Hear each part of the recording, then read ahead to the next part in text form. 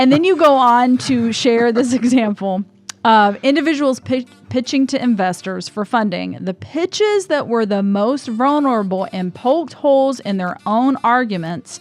In other words, they told the investors all the reasons why they shouldn't invest were those that received the most funding and support.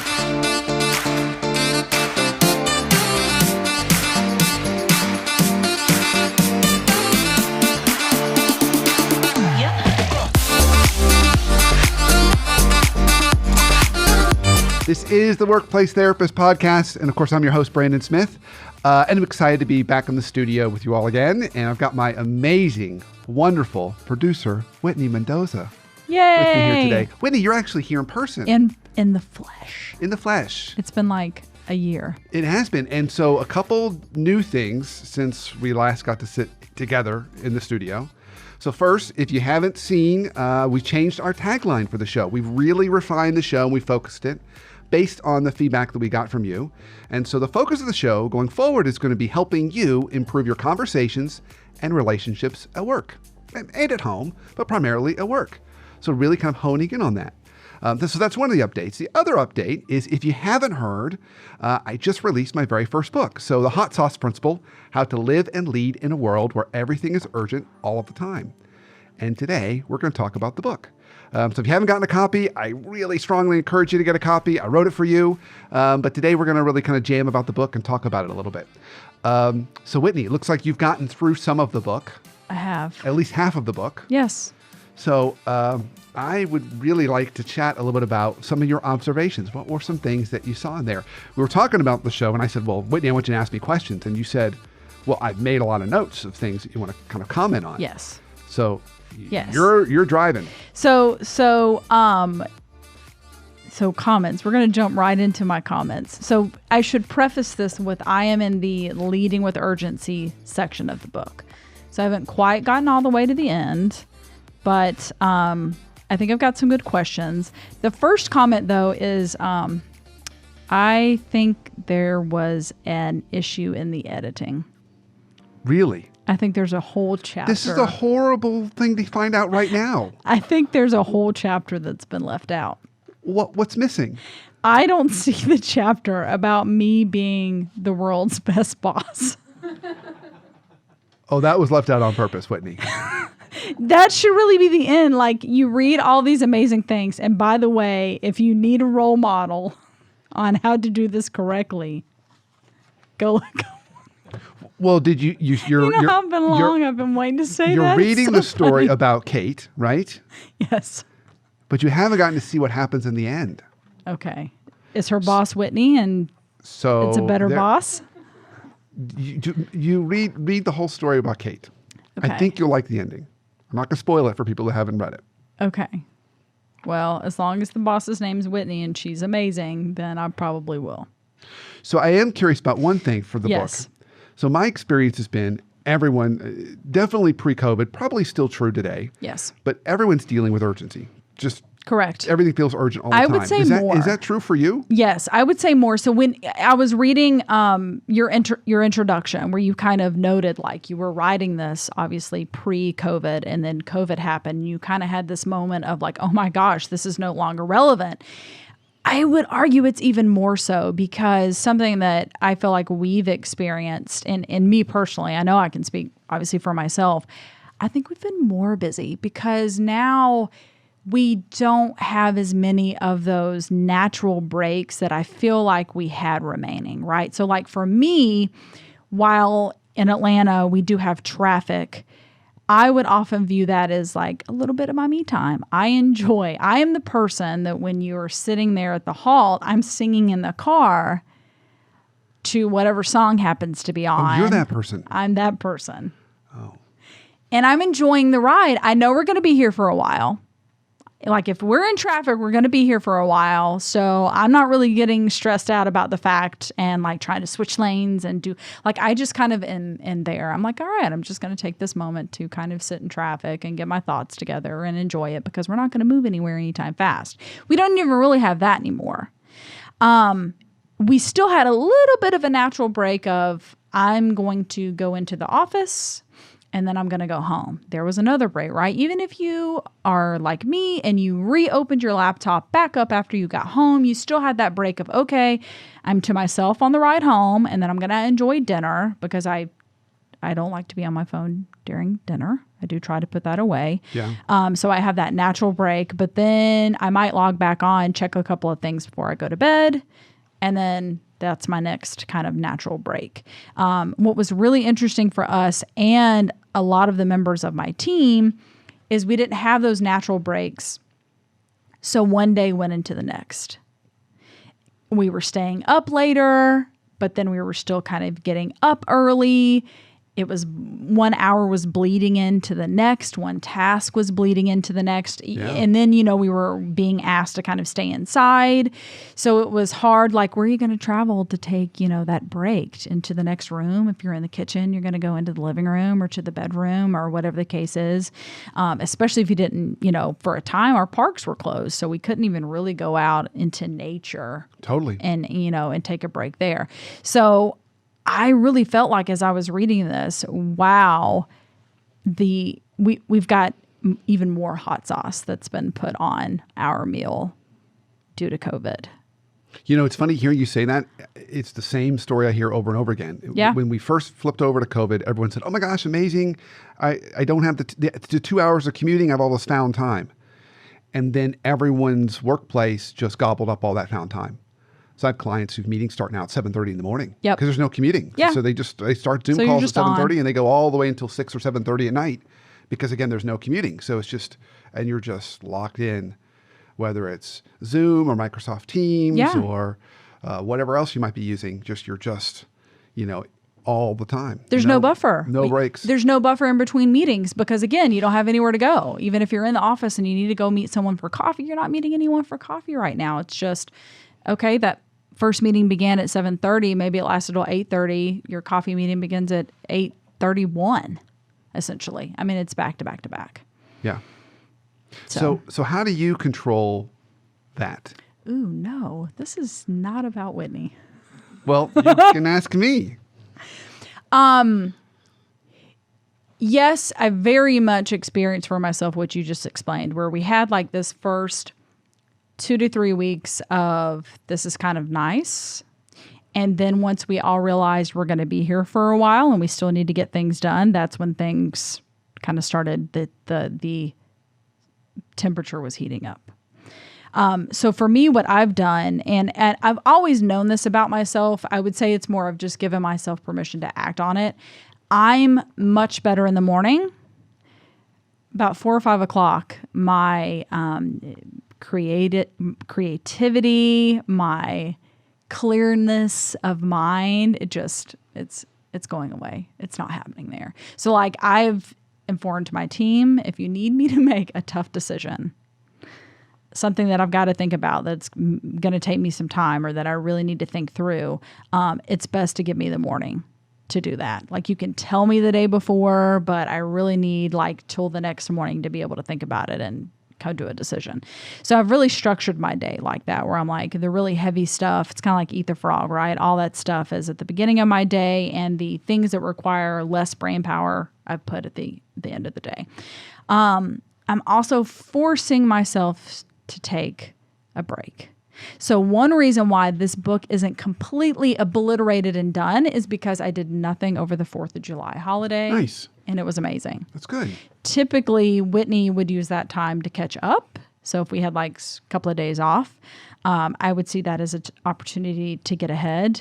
But what I found is I'm really not getting ahead, right? I'm just not giving myself that time to breathe. And so actually, I'm really not as productive as you would think one would be with an uninterrupted day. Well, I think you're making a really important point. So the whole analogy of the book, the hot sauce principle, is the idea that urgency is hot sauce, and it's just being poured on us all the time. So to simplify, there's several purposes of the book. One is to learn how to set boundaries. Yes. So you're preventing yourself from getting doused in hot sauce 24/7. Yes. That's part of it. How do you set boundaries? And then also, how do you control the flow? So in addition to just shutting it down, how do you control the flow? Because some things do need to be urgent. Whether your client's pushing urgency on you or your boss is pushing urgency on you, how do you manage that properly? But also, how do you create urgency with others. I had a client of mine several years ago. I coached all the GMs at Saks Fifth Avenue. And this one client said to me, she said, I know I need to light a fire in my people, which is inspiration, but sometimes I need to light a fire under them too. Yeah. Which is urgency. That phrase always stuck with me. And so it's about how do you properly do that without completely burning people out. Yes. That's kind of the spirit of the book. So I'm glad you're already kind of starting to set some boundaries. That is one thing that I really love about the book is you lead in with examples of how urgency is both good and bad so that we can clearly see as readers, oh, I see what we're alluding to here of this is where we want to use urgency as a good thing, but too much hot sauce and we've got a bad thing, a bad problem. It's just what you said of inspiring someone to take the next step, or they've got so much hot sauce on their tongue. All they're worried about is, you know what? No more. I'm going to go get some water and try to quell the burning. So they just stop. It halts them. Well, and to that point, I think it's important while we naturally think of urgency and we immediately say, I don't like that.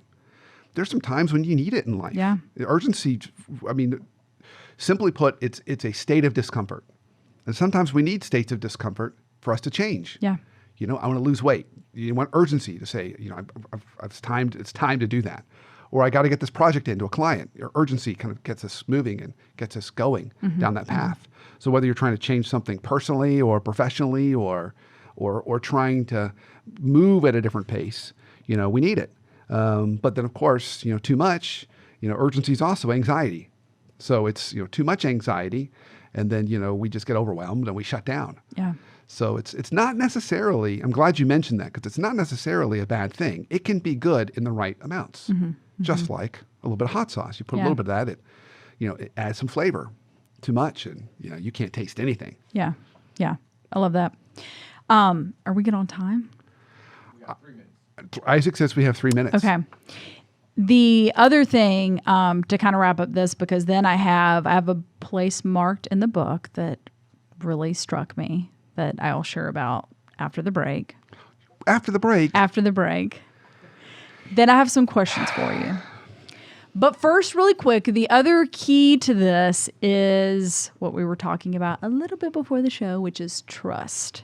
Yeah. Okay, I'm going to try to say it without looking. Authenticity plus vulnerability in the brackets. That's right.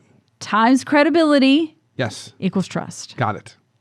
And you're giving these examples, and that's going to be one of the things that I'll mention after the break that really stuck out to me. But I've heard you say that so many times, but the way you put it in the book and me being able to sit there and look over it and study it, it just hit in a new way in the book. Because all of those components are so are you saying all the times I've said it before you weren't listening? No, I knew you were going to do that. But you had to read it? No, I was, but okay. The way you presented it in the book, it hit home in a different way. Because another kind of running theme is the person who is creating the urgency has to have the trust of their team. If you just go in and say, we're going to change the world, but it's your second day on the job or your second day as manager, who are you that I'm going to listen to you? I don't know who you are. Have you ever done anything like this before? Where are you in life? Like, what makes you think all of this needs to change right now? If there is no trust, there's no action, there's no listening, there's no doing. I've had several recent ahas about trust and where you enter into the formula based on your role and relationship, so how you build it. And we'll talk about that. After the break? Right after the break. Okay. So stay tuned. We'll be right back.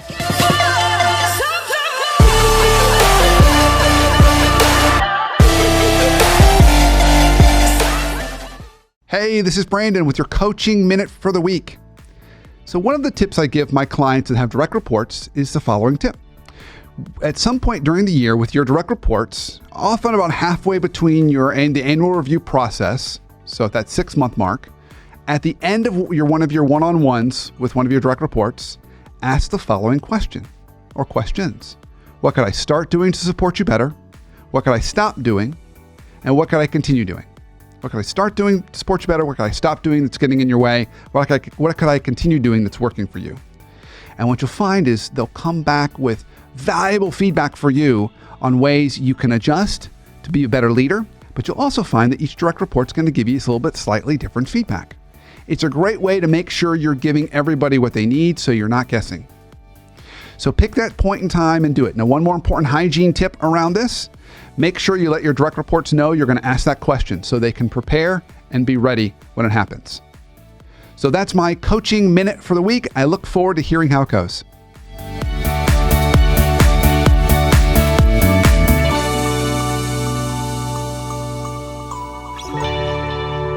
This is the Workplace Therapist Podcast. Of course, we're coming back from break, and we've been talking about my book today, Yeah. Whitney. And right before the break, we were talking about the trust formula. Yes. And we talked about kind of that it's on one side of the formula. So a very simple way to think about how you build trust. Really important to urgency. We'll talk about that in a minute. But you got to have authenticity plus vulnerability in parentheses. Okay, so it's an important part of the math equation. Yes.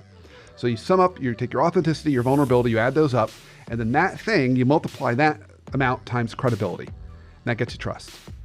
So the reason why it's a multiplication formula is because if either side of that equation goes to zero, there's no trust. Credibility goes to zero, no trust. Yeah. And if authenticity, vulnerability go to zero, no trust. And why it's so important for urgency is because if you're going to create urgency in another person, if you're going to push urgency, like that fire under them, you're creating, on purpose, but you're creating a state of discomfort. And so when you do that, immediately they're asking themselves, do I trust this person enough to let her do this to me? Yeah. Because if I do, oh, okay. But if I don't, I'm out. Yep. And they'll just tune you out. So trust is really, really important. Now, I mentioned before the break that I had a recent kind of aha. And the aha is this: depending upon your relationship with the person, you enter into the formula in different places. Okay. So for example, if you're the boss, okay, you've got a new team, okay, immediately you have some level of credibility from the get-go. I mean, there's ways to improve credibility naturally, and we can talk about that if you want to, but you already have some credibility, but you're scary because you're the boss. So they're asking themselves, oh my gosh, I don't know her. Like, is she going to give me more work? Is she going to be mean? Is she going to put pressure on me? What's she going to do? So you have to lead with authenticity, vulnerability. So you have to share a little bit more about yourself, share a little bit more about your expectations, just share a little bit more about you personally, just to kind of lower the guard. It kind of creates psychological safety. We've talked a lot about that on the show, but creates that environment so people feel a little safer. They kind of drop their armor, and then their trust is getting built. That's often why, when a leader, you don't want to come in and immediately start driving change or creating urgency, because you haven't spent that time for people to get to know you and understand your motives. Okay. Now, if you're not the leader, okay, you're now the professional supporting a client, or you're a direct report supporting a leader, you want to enter into the formula on the credibility side first. Okay. So I'll tell you my favorite story to kind of illustrate the point. Okay. So this was a couple of years ago, more than a couple of years ago. And I was teaching at an MBA program, and I had an MBA student come up to me, and she said, I just got back from my summer internship, and I did not get a job offer. And I said, okay, well, kind of what happened? And so she went to go get her summer internship. It was a marketing internship, like a brand management job. It was with some big consumer packaged good company. It was like P&G or J&J or something else with 2 letters. And she was like one of like 20 MBA interns. And she said, look, I am super authentic and real. Like, that's who I am. If you know me, you're going to know me. Like, I'm going to tell you exactly what I think. And I can tell you I was the favorite of all the other MBA interns. They liked me the best because I'm just me. I said, all right, well, that sounds good. Well, tell me about your relationship with your boss. And she said, well, like I said, I'm just real all the time. So on my first meeting, when I sat down with my boss and she gave me the project for the summer, I told her exactly what I thought about the project. All my issues with the project, why I didn't think it was a good project. And where she went wrong was she started with authenticity, vulnerability. And in her role as the direct report or supporting the client, quote unquote, she should have started with credibility. She should have worked really, really hard to like deliver results, exceed expectations, and earn the right to then move over to authenticity, vulnerability. I often prescribe like 6 months. Double down on credibility for your first 6 months, and then you can start to earn the right to, You'll be a little more authentic or a little more vulnerable, or even create a little more urgency. Like, so you can actually push back on the urgency once you've built that trust. So it's important because while the trust formula works in terms of being able to create urgency in other people, it also works in terms of being able to protect yourself from too much urgency. You know, if you've, in the consulting world, we say you kind of move to becoming a trusted advisor. When you're a trusted advisor, you can push back on the client and say, let's reprioritize this, which is also part about managing urgency. Yeah. So a long answer, but I wanted to at least share some of that because the trust formula works in so many different contexts. And it's really important to kind of setting the foundation for managing urgency. Okay. Can I share with you the part, because it has to do, it's actually under vulnerability of the book that really stood out to me. And I was like, ha! I literally thought that in my brain when I wrote. You just said that out loud too. Are you ready? Yes. Well, first of all, it opens in this particular paragraph, too perfect equals skepticism. I thought that's where I'm going wrong because I'm too perfect. And then you go on to share this example of individuals pitching to investors for funding. The pitches that were the most vulnerable and poked holes in their own arguments. In other words, they told the investors all the reasons why they shouldn't invest were those that received the most funding and support, which struck me because that seems so counterintuitive that you are asking these big investors for a lot of money. And you're going to get up on the stage and say, but these are all the reasons why you shouldn't invest. These are the areas why we need your money because we're not there yet.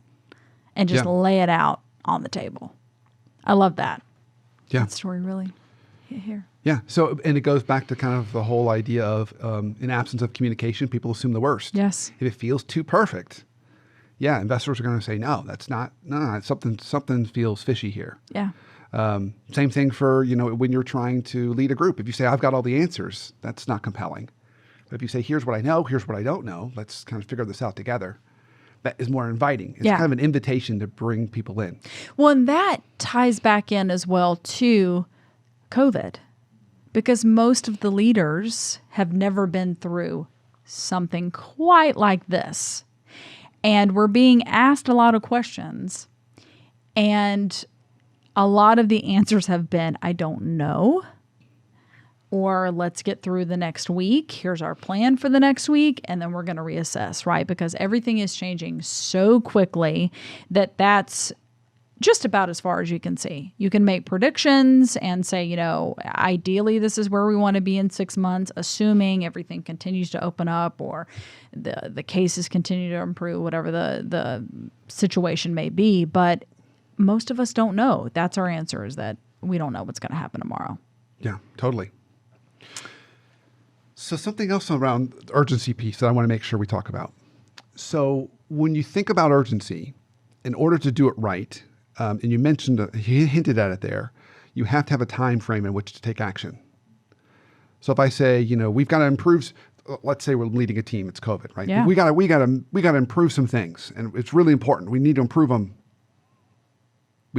Yeah. That's not really creating proper urgency. It's because you didn't set a deadline. Mm-hmm. By September 1st, we've got to have this system fixed, right? So what a lot of big companies are dealing with in various sectors is the need to shift and upgrade their IT systems and approaches. Yeah. And it could be everything from how they deliver to customers that allows for better e-commerce or touchless experiences, to even how they manage employees when they come back in the office, because they're going to have to almost think about virtual queues. If you are in a big office building and you've got a limited number of elevators, you're going to have to think about how do we virtually queue people so they can get in the elevators, because we just can't it can't be a theme park where you line up, waiting to get in the elevators. That doesn't make sense. Wow. So they've got to do all that. Well, you need to have deadlines. Like if your employees are coming back by October 1st and you got to say, hey, look, we've got to have this system fixed by September 15th. So we got time to test the bugs out or whatever. So it's important when we think about urgency, it does require a deadline in which to do it. I think that's an important piece to think about. And you can have two different kinds of urgency. You can have worst case scenario, which is like, if we don't fix this thing, this is all the horrible stuff that could happen. Mm-hmm. Or opportunity scenario. It can also be urgency. So we think about our friends in sales functions. They don't want to hear about worst case scenarios. Yeah. Folks in of course sales not. really want to hear about happy stuff, Yeah. right? But that can be an urgency too. You say, hey, look, if we move now, we can get all these new customers that we couldn't have gotten before because the world's different. It's changed. Yeah. And so even as we're thinking about COVID world, I mean, urgency can be a really good, helpful tool for us because everyone has to adjust and adapt. Yeah. And even as we move back into normal, whenever that becomes the time, 6 months, 12 months, 18 months, whatever that is, no one really knows. It's always going to have some difference.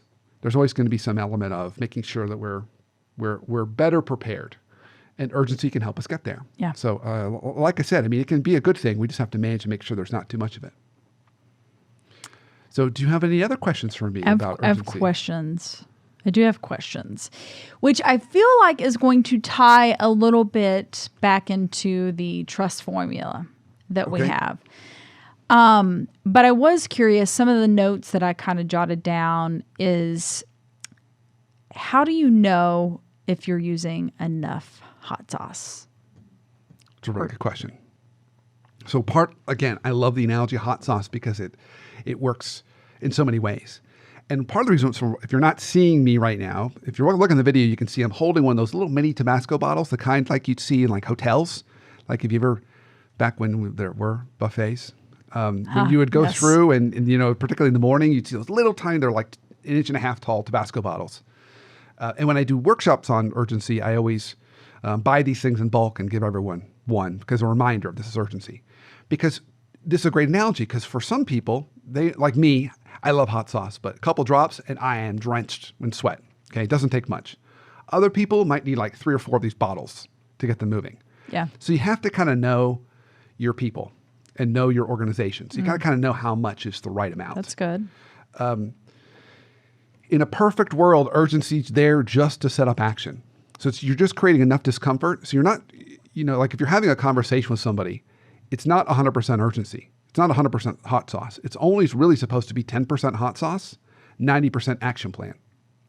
So you're just trying to create the right amount of hot sauce. So knowing your people can tell you how much heat do you need to put on. Do you need to say, gosh, we really need to have this done by next month? Or do you need to say, if you aren't able to get this done by next month, we might need to find another home for you. Those are 2 different kinds of, that's Frank's hot sauce compared to ghost pepper, right? You're going to get fired if you don't get this done. Or this is just something nice for us to get done. Yeah. So you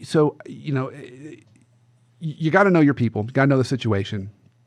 When in doubt, start with Frank's red hot sauce or some other version of a lighter hot sauce. I think that's my favorite. Does that say something about me? Well, no, it's you start there. Frank's is Maybe you don't need much, and you can go Frank's, and there's Louisiana, and then you move up to Tabasco, and you can go to the ghost peppers, and so just start mild, move to medium, and then ultimately to hot, and you just got to kind of see what people can handle. Yeah. But the key is, if it's not working, mild, turn up the heat, go to something more medium, and then go to hot. Because remember, part of our job as managers and leaders is we're trying to drive clarity, right? So we want to make sure they clearly understand that this is important. So if it's not hot enough, we need to keep increasing the heat. But don't jump into ghost pepper. You don't need to be freaking people out. Some people like me would just, ghost pepper. I'm in a ball on the floor, just dripping in sweat. That's not going to help me move forward. I'm not a ghost pepper kind of lady. Yeah. So start with mild and then move to medium and then move to hot. Yeah. And that's just kind of how you message it. But it's all about timing and then what's going to happen at that time. Yeah. Right? We have until this period of time, and then this is why it needs to get done by that point. Okay. The other question that I had. How exactly do you know you need to come in with the hot sauce?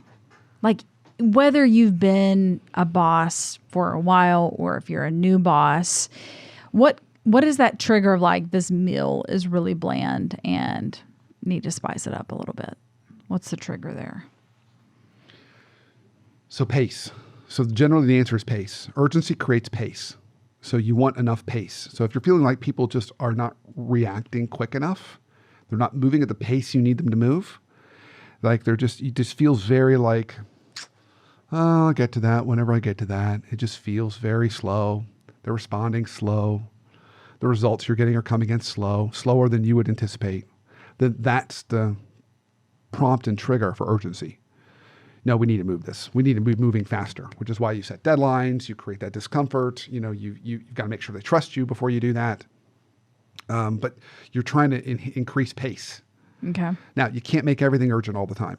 Yes. So you can't just say, Correct. I want everybody running quickly all the time, because that will create confusion. Because if we make everything urgent, nothing's urgent.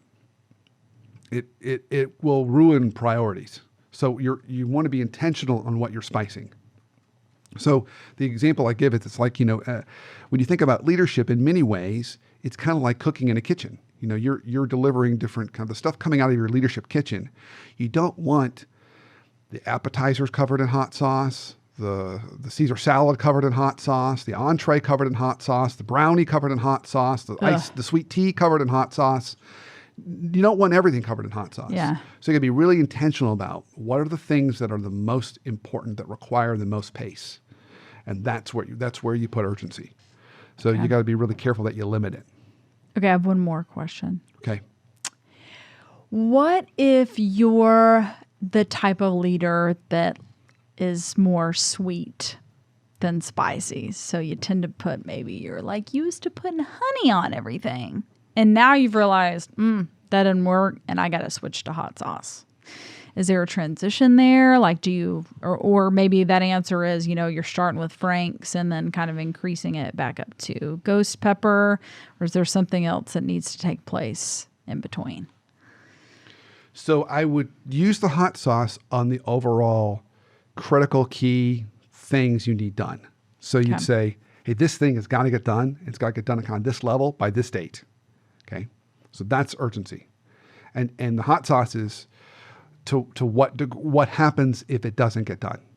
Okay. So if it doesn't get done, we're going to have to, have another conversation about maybe finding you a different role. Okay. That's one level of hot sauce. Or this is just not going to be a good fit for you because we move at a fast pace around here. That's a whole different level of hot sauce. Where you want to use your honey is on the behaviors that you're seeing that you like. So urgency is to kind of set up the pace. And then as they're kind of running on that pace, then that's when you reinforce. You're like, this is exactly what I want to see. This is what we talked about last week, and now you brought me an update. This is perfect. You're moving along great. So kind of motivate them with honey along the way, but you want to clearly establish kind of either best case and worst case scenario as to why. Urgency kind of creates the why this is really important. Nice. Both for them, but also for the company. Okay. And then most people will step up to that. And if they don't step up to that, regardless of how many peppers you put on, then it's just not a good fit for them. They need to find an environment that's doesn't have a lot of urgency. But there aren't many of those like that today. Yeah. Yeah. Well, I gave you 5 stars. Excellent. On Amazon because, but that's the other thing that I love about this book is knowing you personally, I hear you through this book. Like literally, I'm reading it in your voice. I'm pretty certain. But also, I almost want to have you do that right now, but that could be so weird and creepy. I'm not going to do that. You can do that some other time. I don't think I could. I just hear you speaking. But you also represent everything that you've laid out in the book, right? Like I've witnessed that in you. Everything that you're saying is something that you've practiced and you've gone through. And I also love that each section has a set of questions to kind of help you gauge everything that we've just talked about today of like, are you using the right sauce? Is this a situation where you, need to use it of like just a little bit, lighting the fire under, or more for like lighting the fire within. So I love that each of the sections you conclude it with just some questions to reflect and kind of see where you're at along using the. I'm glad you've been sauce. Enjoying it. It's really good. Yeah. And thanks for spending some time on the show today, so I could talk a little about the book, because naturally, as you can tell, I'm really passionate about it. I mean, I wrote it because it's a real issue that so many of us are feeling and dealing with. And it was there to help us manage it a little bit better and give a little more relief, so we can manage it better and master it in both our personal lives and professional lives.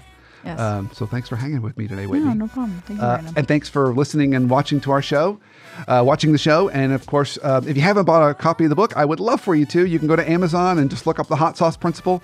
You can also go to my site, The Workplace Therapist.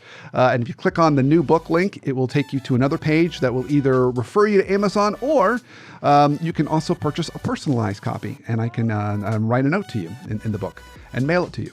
So either one's great. I would love for you to pick up a copy.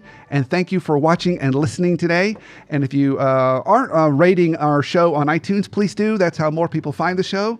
And we grow our tribe so we can help make workplaces that much healthier and better. So until our next show, have a great week and an awesome life.